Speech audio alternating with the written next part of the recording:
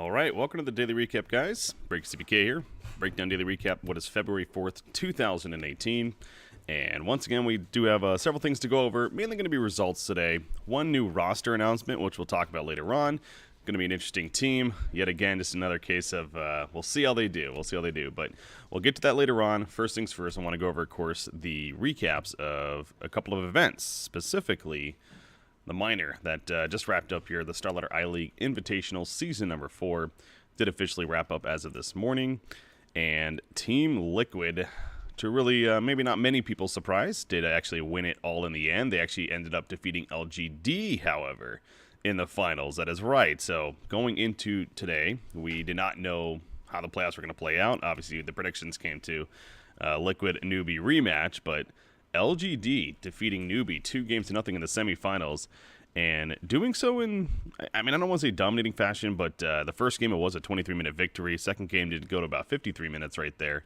But from the sound of it, from what I was watching with the recap, LGD handled Newbie pretty successfully. So deservingly moving on to the finals. On the other side of it, Liquid, of course, taking care of business against Mineski, 2-0. Similar there, though, where Mineski definitely put up a fight, especially in the second game. It actually went almost an hour long. But again, the results, as expected, Liquid in that case moving on. So it set up a best-of-5 grand finals, Liquid versus LGD Gaming. Back and forth in the beginning, and the game 2, from what I heard there, was the draft of LGD was quite a bit of an outdraft. Liquid, they lost in 18 minutes, which tied up the series at 1 game apiece. It's not often you see a top tier team like that losing a game in under 20 minutes, especially, but happening there. So kind of had the analysts and everyone wondering, okay, maybe it's LGD for real. They're going to put up a big fight right here. Not necessarily. Game 3 and 4 went the way of Team Liquid. They actually got GH on his star IO hero, one of the many that he has, of course. And some good teamwork all across the board. Under 30-minute victories for both of those games gave Liquid the 3-1 series victory and thus the Starladder champion title, which actually I believe is their 3rd Starladder victory in a row, if I'm not mistaken. So, back-to-back champions there. So they got something going when it comes to Starladder specifically. But again, more importantly, taking their share of the prize pool, $135,000 in total for them, as well as the 150 points for getting first place. So taking a look now at the standings after this minor here, which, we were, according to this, we've given out just about 31% of the points now, with this minor included. You do see Team Secret is still on top of the standings overall, sitting at 4260 currently. As far as Liquid is concerned, though, they're in second place. This didn't necessarily move them. It just simply kept them in a comfortable second-place spot. Then you have Virtus Pro, Newbie, Navi, Mineski, Evil Geniuses, and Vici Gaming rounds out the top 8. Again, top 8 extra important because those are the 8 teams that will be invited to TI8 at the end of the season right here. But again, still plenty of season left. We're essentially getting to 1/3 of the season done. Honestly, that's crazy to think in itself. Like it's felt like we're at least at the halfway point, right? But no, we're only 1/3 of the way done when it comes to the points that are given out. And that's even before then TI8 in itself. So we still have a lot of Dota to get through with this season especially. So cannot wait for much more of that. Our next event on the docket here. What is the next event coming up? As far as Pro Circuit goes, let's see. So we just had the Starladder. It's going to be Katowice, that's right. ESO1 Katowice, good old Facebook stream coming at you. February 20th. Looks like that's when that one's going to start there. So we'll see if ESL especially has learned from the previous event and everything. But no, I'm sure it's going to be a great event. Of course, a major.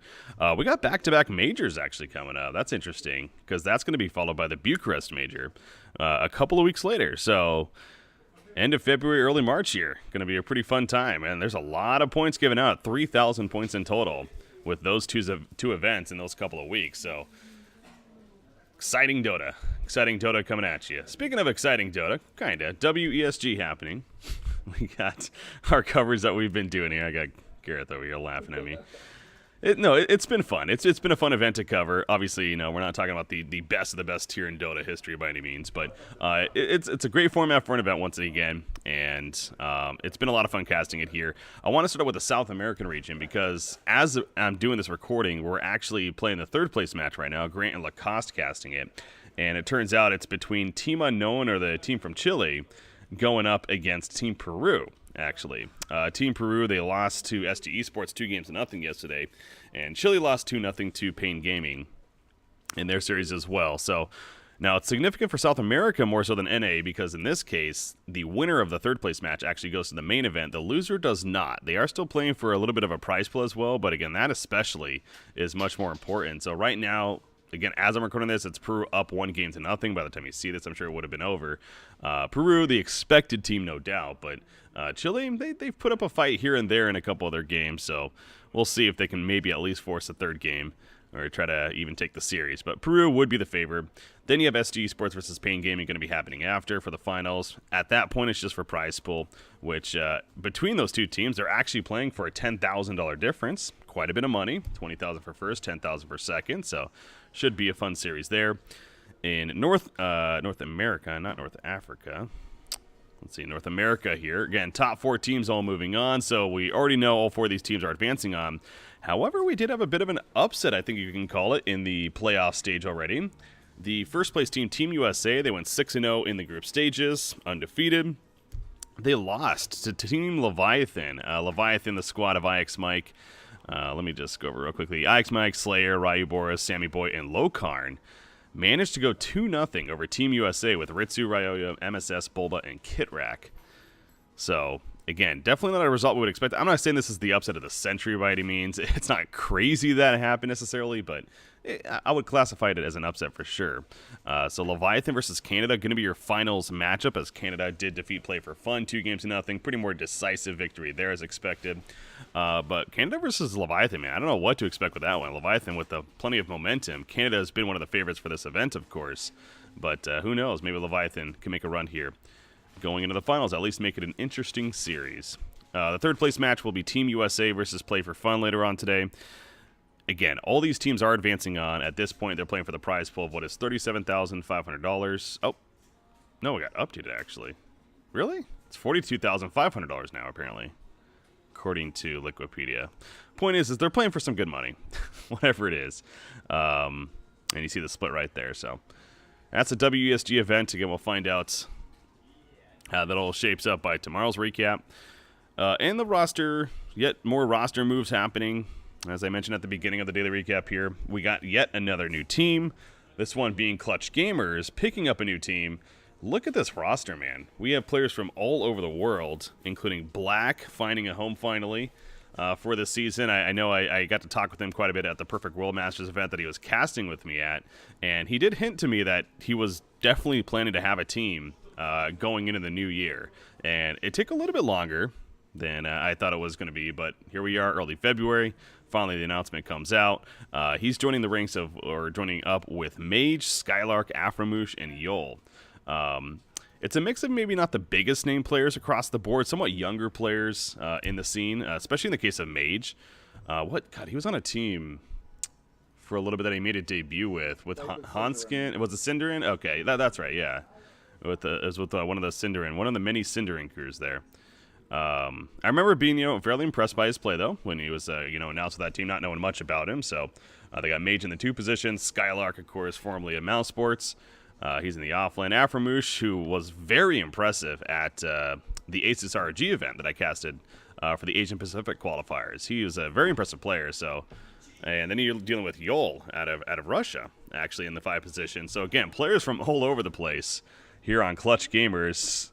I assume they're going to play in Southeast Asia because it being Clutch Gamers in the organization. But, I mean, looking at the player list, you'd figure maybe Europe. But I don't know. I don't know, actually, where they're going to play now that I'm looking at this and thinking about it. Yeah, I mean, it still says region Southeast Asia. But, again, whether or not that's confirmed with this new roster, I guess we'll have to find out.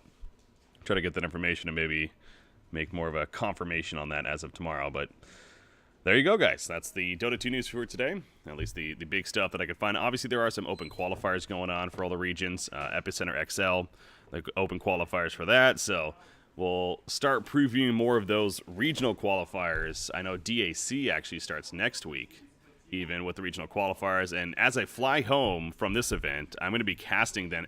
I get home at like 5:30 p.m., and I have a cast that night at 9 p.m. for NA. So It's going to be some fun coverage, though, for DAC. And then that following week is, I want to say, more Epicenter regional qualifiers, maybe Dream League qualifiers.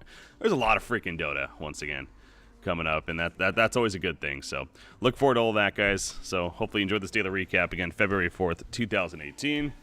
Follow me on Twitter, Facebook, all over the place. Hit up that subscribe button. And thanks once again for tuning in. Let me know any feedback as well, if you guys have it.